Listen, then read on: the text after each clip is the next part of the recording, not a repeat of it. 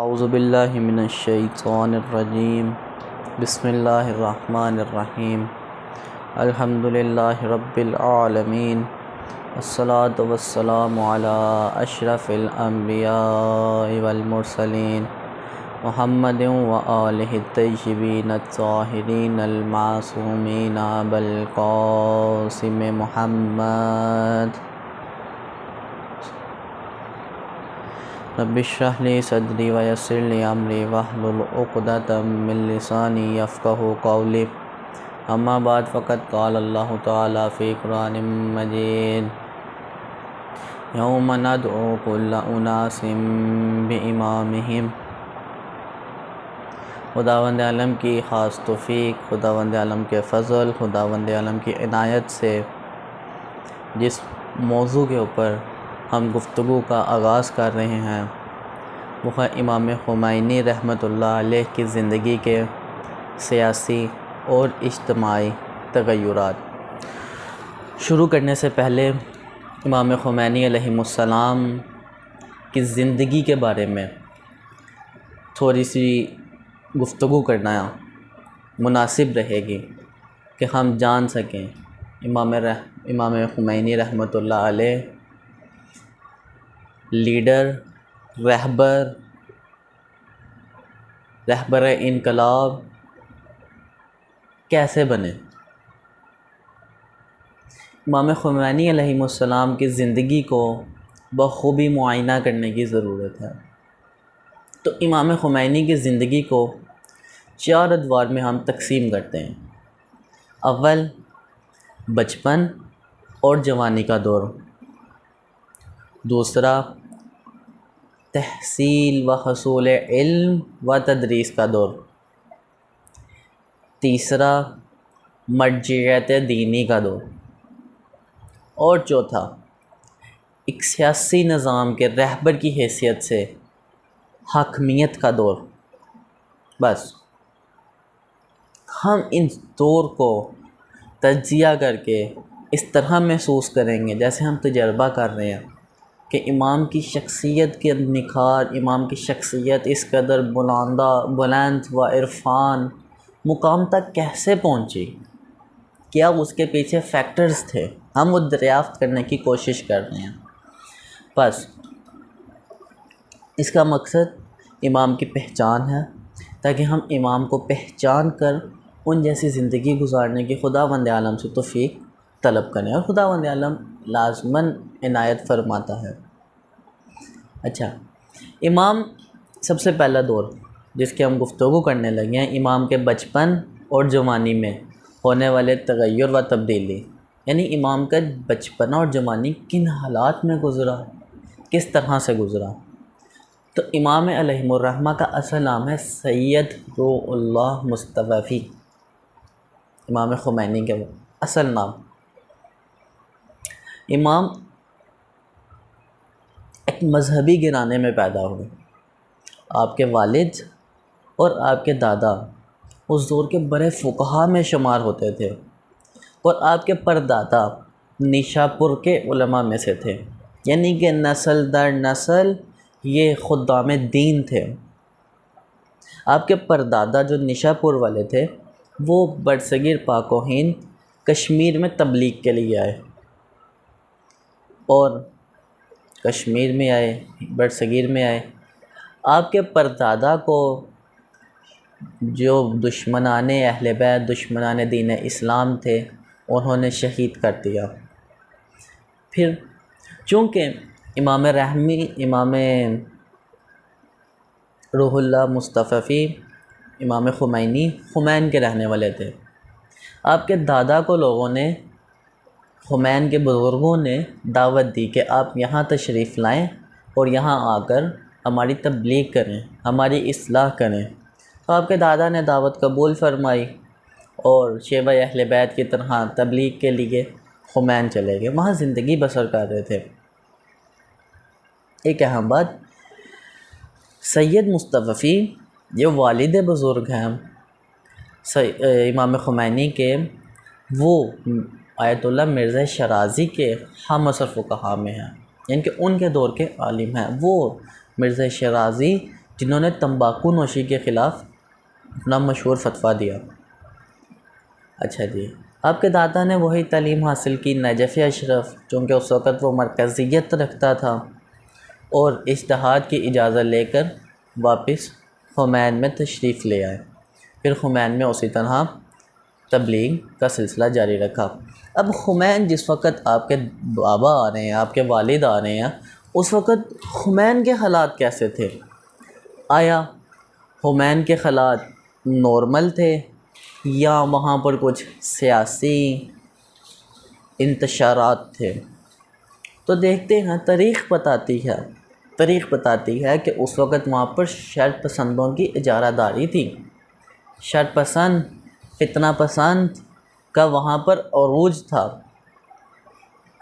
اور جس طرح آج بھی اگر پاکستان میں چلے جائیں تو بلوچستان میں قبائلی نظام ہے، ویسے وہاں پر قبائلی سرداروں نے آپس میں جھگڑا کیا ہوا تھا۔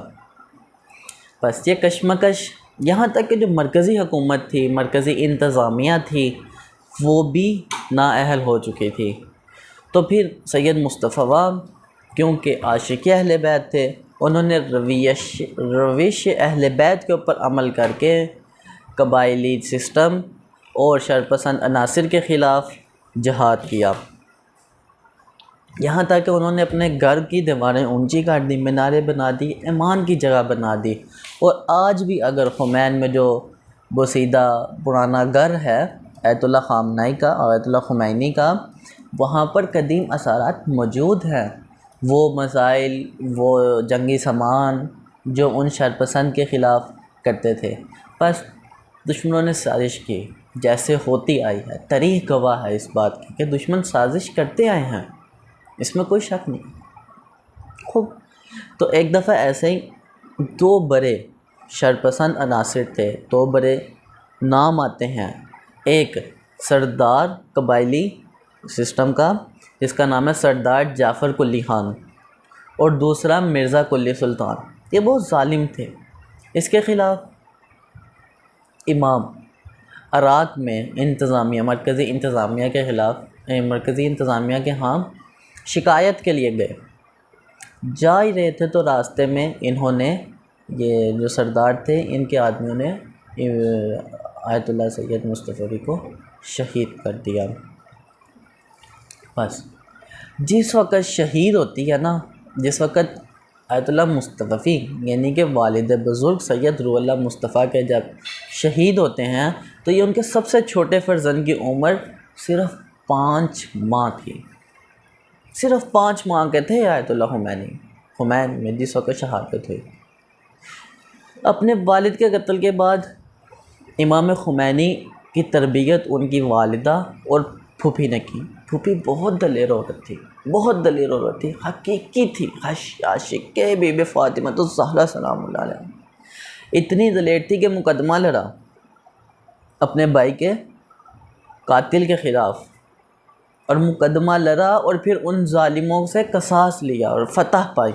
اس قدر دلیر تھے۔ امام کی شخصیت پر جو شجاعت کا عنصر ہے، ہم کہہ سکتے ہیں کہ یہ بی بی کی طرف سے آیا ہے، ان کو یہ وارثی طور پہ ملا۔ پھر امام ان کٹھن واقعات میں سے اپنا بچپنا گزار رہے ہیں۔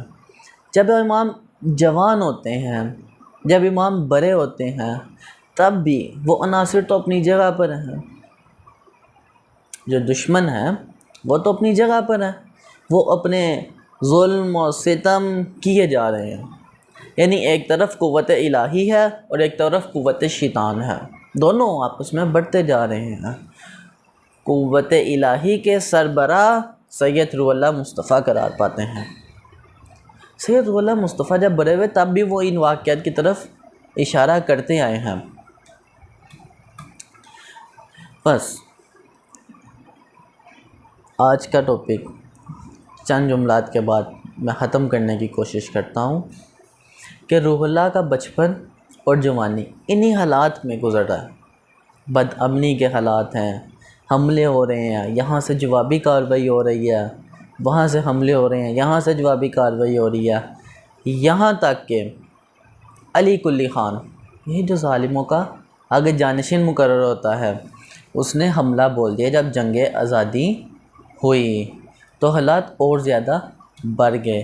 اسی دور میں رجب علی خان باغی ہو گیا اور کئی سال بعد تک بھی یہ قتل و غارت جاری رہا۔ نہ تو مرکزی حکومت نہ علاقائی انتظامیہ ان فتنوں کو روک سکی، نہ مقابلہ کر سکی۔ پھر انہوں نے مورچے بنانا شروع کیے جنگ آزادی کے بعد، انہوں نے مورچے بنانا شروع کیے، باقاعدہ جنگ کی، وار دینا شروع کی، وار کرنا شروع کیا۔ امام ان حالات میں زندگی گزاری ہے۔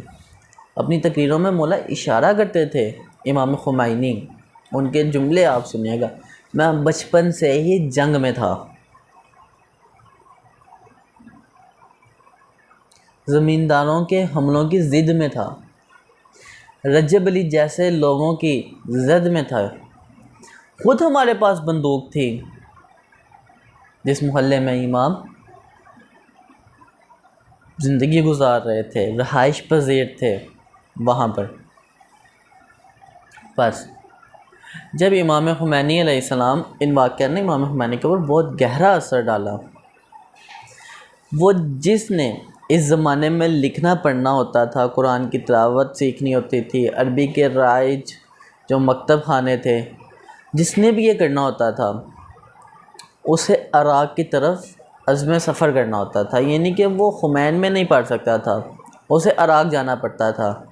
اور امام جب اس راہ پہ نکلے ہیں، راہ علم پر نکلے ہیں، راہ اہل بیت پر نکلے ہیں، راہ حصول علم کے لیے نکلے ہیں، اس وقت ان کی عمر صرف 19 سال سے زیادہ نہ ہوگی، 19 سال سے زیادہ نہیں ہوگی جب امام یہ خمین کو چھوڑ کے، خمین سے نکل کر حصول علم کے لیے گئے ہیں، اپنے دوسرے دور کا آغاز کیا ہے۔ انشاءاللہ اگلے موقع پر خداوند عالم نے توفیق عطا فرمائی تو جب اگلی نشست میں ہم اگلے مرحلے کے تحصیل علم کی طرف آئیں گے، خداوند عالم سے دعا کرتے ہیں کہ ہمیں توفیق عطا فرمائے کہ ہم علم و معرفت حاصل کر سکیں، ہمیں دین کی شناسی عطا فرمائے۔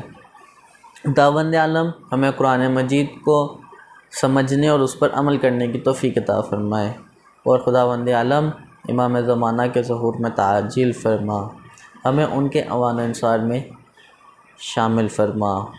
وما علینا الا البلاغ المبین۔ اللہم صلی علی محمد و آل